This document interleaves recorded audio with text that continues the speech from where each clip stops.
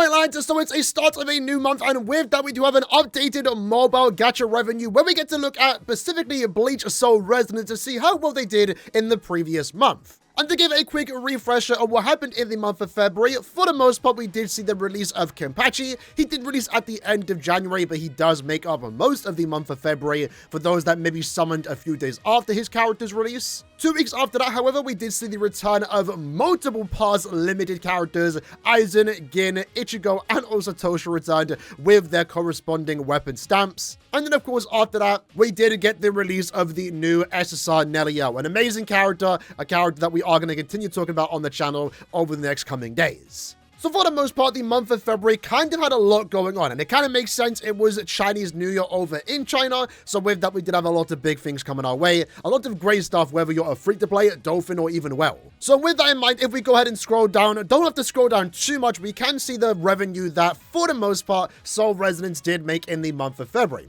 Now, as always, whenever we do talk about stuff like this, let's go with the formalities. This is just estimates. It doesn't outright paint the full picture on how much Soul Resonance did make in the month of February, but it does give us a good ballpark, you could say, especially when you compare to the previous or potential next month. Another thing to keep in mind too is that a lot of these games do have web stores. So I know many players, for example, only spend money through the web store since it's better value. This is strictly looking at mobile revenue. And also in regards to Bleach Soul Resonance, there is a lot of countries where it isn't available. Specifically, Japan is the big one, right? People always get surprised when you hear about that. Is that, yeah, Soul Resonance is not available in Japan. I think if it ever does release in Japan, hopefully one day, right, that is going to be its next big revenue boom because it's a good game. It's a fun game. Everyone's enjoying it. I'm sure Japan would love to get their hands on it, but right now they're not as a bad thing, but they're stuck with Brave Souls and eventually Mirror's High in the future. But I guess for those that are able to play Soul Resonance officially, we have access to Brave Souls, Soul Resonance, and then eventually Mirror's High. But what we can see is that Soul Resonance in the month of February did actually get an increase from the previous month, making $5.3 million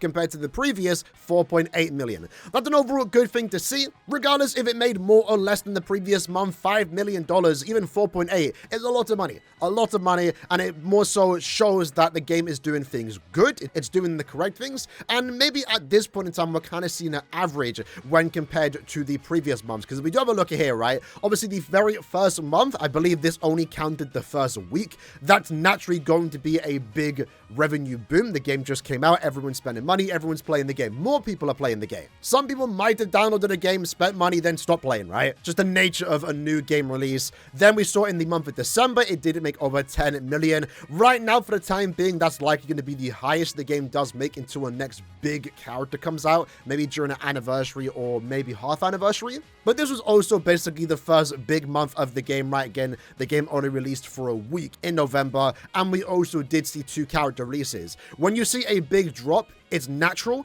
to see a big drop like this because, you know, the honeymoon period is technically over. But also a big thing that we are seeing in Soul Resonance is that they are now only releasing 1 character every 3 weeks as opposed to every 2 weeks, right? That's naturally going to slow down revenue, but I think many of us are okay with it because it gives us more time to save, and also in a way gives the developers more time to plan out their characters, spend more time on the characters, and maybe therefore release a higher quality product. But last month we did see 4.8 million. This month we did see 5.3. So I think what we're seeing now kind of is an average. I think for the most part, this game is going to hover around 4 million, maybe up to 5 million, 6 million, depending on the character release. If it is a hype character, naturally revenue is going to increase. And like I said, we're next time going to see a big boom, likely with the release of, to me, the next big character can really only be Full Hollow Ichigo. So we are going to have a video coming up in hopefully a couple of days time, because it is going to be quite a worked on video. I can't just make it in a day, right? But I guess the big question now is going to be who is the next big character.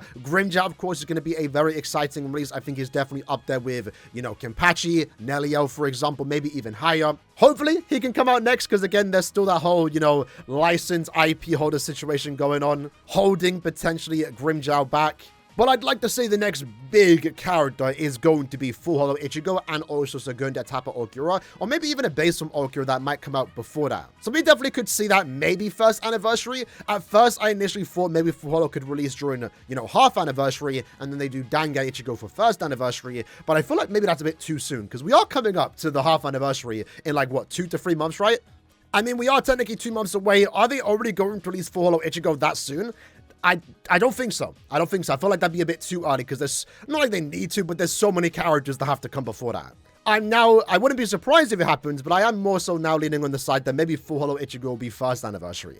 But yeah, like I said, if they were able to do a Full Hollow half anniversary, I'm here for it because it's definitely a character that I'm saving for. And might be the first character that I do, try and go for duplicates. With that said, though, what we can do here is have a closer look at the actual revenue, more so split by the versions. So the top two are from the China side of the game. The second two, I believe, is NA and UK, that being Crunchyroll. A+ Japan, I believe, is Europe. And then Nuverse is Southeast Asia. So on the China side of the game, iOS and Android, 800,000, 1.4 million for the most part carrying the revenue, but I do believe, at least on this version, they do make most of their money from the web store. Crunchyroll making 700k, and then another 700k, so 1.4 overall. I believe on this version, because that's the one I do play on, you can't spend on the web store, so that's something to keep in mind. That basically means like most of the money did come from that.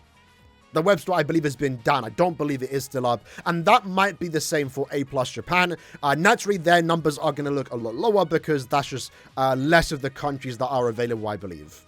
And then likewise with Nuverse, right, they did make less when compared to Crunchyroll, but Nuverse does have access to the web store that's actually functional. So Crunchyroll being the highest tier, again, that's just strictly coming from in-app purchases directly through the app. I believe Nuverse likely are going to make more money because they do have access to the web store. So like I said, likely we are seeing more than 5.3 million in this game, which again is plenty of money for a gacha game to make. And what we are seeing is basically an average. Again, like I said, we're probably going to average around 4 to 5 million a month with a little spike depending on a hype character release. Why is that important? Well, it shows that the game is successful and the game is doing well for the most part. Especially when it comes to anime IP games, there's always that big, not fear, but there's a lot of doom posting when a new game comes out. It's like, oh, the game's going to die after a few months. Right now, it's looking like it's doing pretty damn good.